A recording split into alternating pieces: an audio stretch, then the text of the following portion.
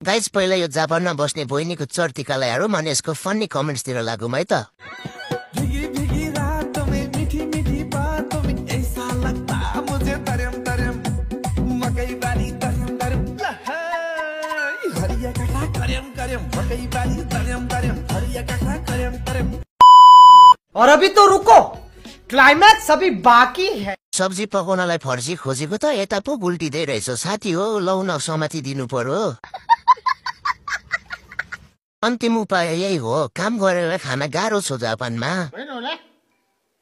के हो? बिस्तारै नाच नानी, बल खस्न लाग्यो। के बोले भाई? अब के बोले? जिल्ला भन्दा नगरपालिका ठुलो छ त। तू समझा? हाँ। नहीं, तू समझा नहीं। जब मान्छेको दिमाग टाउकोमा नभए हग्ने मुत्ने ठाउँमा भएपछि हुने यस्तै हो। गाइस तपाईहरुलाई मेरो भिडियो मन परेको भए लाइक, कमेन्ट अनि फलो गर्न नबिर्सिनु होला है।